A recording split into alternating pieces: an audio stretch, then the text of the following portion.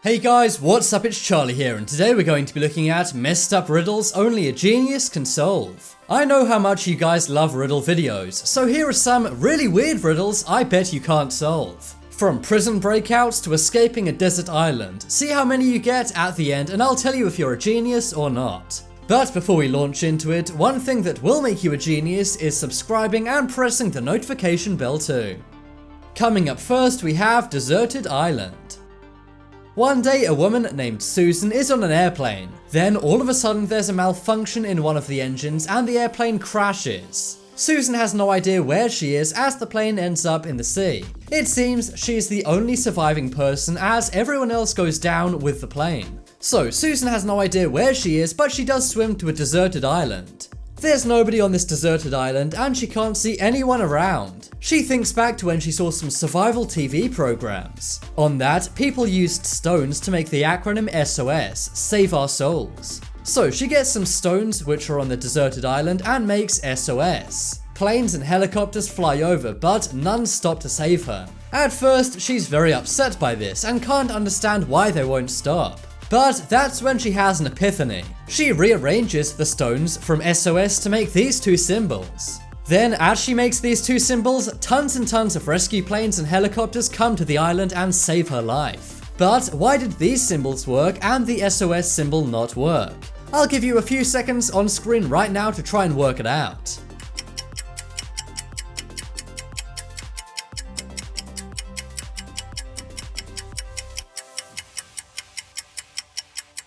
Okay, did you guys work out the answer to this riddle? Why did airplanes ignore her when she had SOS, but respond when she made these two symbols? Well, these symbols are part of the Ground Air Emergency Code. The reason why the planes didn't stop before is because SOS is not the same in every country. Remember, SOS translates to Save Our Souls, which only makes sense in the English language. Her plane crashed over a deserted island, and she had no idea which country she would be nearest to.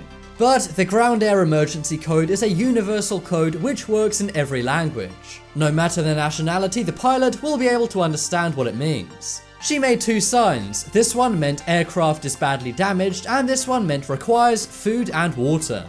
So that's why the plane stopped when she made these signs, but not the SOS sign. Next up is Prison Break. One day, a prisoner named Andy is stuck in jail, but that's when he decides to break out. The only problem was his cell was very basic.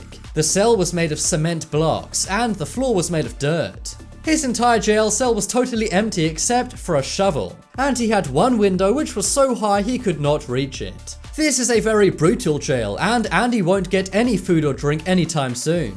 It's also very hot in his jail, and if he doesn't get out soon, he'll pass away. So work out how you can get Andy out of jail using the shovel. By the way, digging a tunnel is not an option. That's because it will take too long and he'll pass away way before it's finished. I'll give you guys some time on screen now to work out how to do this prison escape.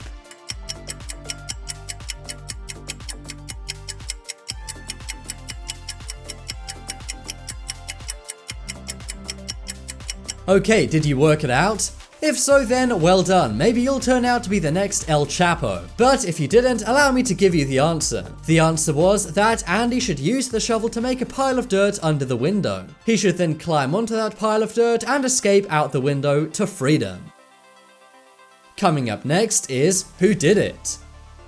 One day, an inspector arrives at a crime scene. The crime scene is a gigantic mansion and the owner of this mansion has passed away. The inspector realized his life had been taken by somebody, and it only took him a few hours to find 3 suspects. The inspector went to each suspect and said to them, "What were you doing yesterday when this happened?" He wanted to know where they were when the crime took place. One suspect, named Josh, said he was playing football with his friends. Another suspect, named Mary, said she was taking her daughter to school. And the last suspect, Jamal, said he was working at the store that he works at. Based on these interviews with the suspects, the inspector instantly knew who was responsible. But who is the criminal and how did he know? I'll give you guys some time on screen right now to try and work it out.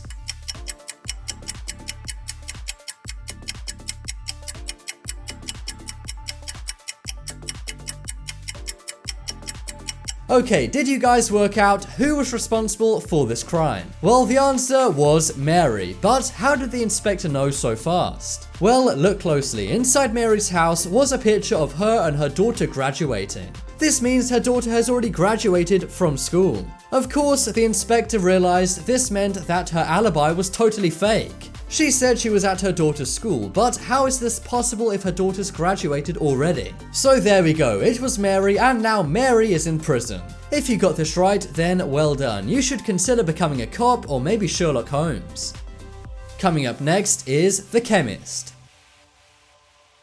One day an inspector arrived at a laboratory. He soon realized a crime had been committed. A chemist had had his life taken by somebody. Now, there was no evidence to suggest who had done this. Whoever had done it very well, as there was no fingerprints or anything else. But just before this chemist passed away, he managed to write down a note. By looking at the note, the inspector knew exactly who had taken the chemist's life. The note said oxygen, lithium, vanadium, and erbium. These are 4 elements on the periodic table, and it makes sense that a chemist would write these down.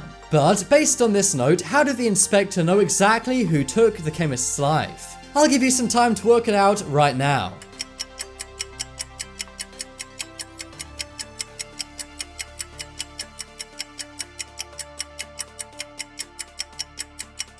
Alright, are any of you guys chemical geniuses or inspectors at heart?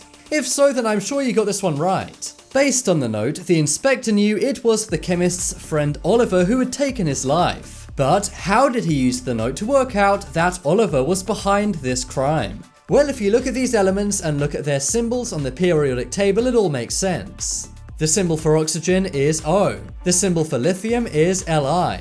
The symbol for vanadium is V, and the symbol for erbium is Er. Put these together and it makes the name Oliver. So the chemist left a cryptic clue as to who had taken his life moments before he passed away. If you got this one right, then well done. You're either the next Walter White or you're an inspector genius. Next up is pills.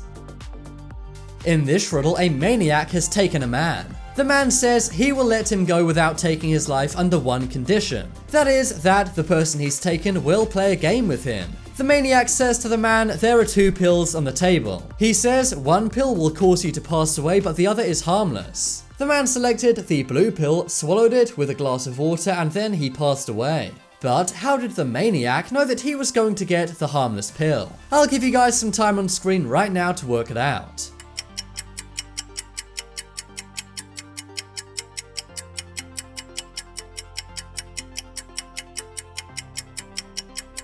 Okay, did you guys work out how the maniac was so sure he would get the harmless pill? Well, this is a very tricky riddle. You see, both pills were actually harmless. But if that's the case, then how did the man pass away? Well, the maniac actually put poison in the water glass, not the pill. This riddle is really messed up, and I hope this never happens in real life. But it does kind of sound like a story from a horror movie. And our final messed up riddle is skipping school. One day, 2 girls who go to a high school decided they wanted to skip school. Let's be honest, we've all done it before. The girls' names were Susan and Marie. So they went to their first period and then decided to walk out of school and ditch. At first, they went to the park and then they went to a local cafe. They ordered their drink and they sat down in the cafe. They then looked around and saw many people were in the cafe, but suddenly one of the girls let out a small scream. They both saw something that really scared them and they ran out of the cafe back to school. But why did they do this? I'll give you guys some time on screen to work it out and see why these girls ran away.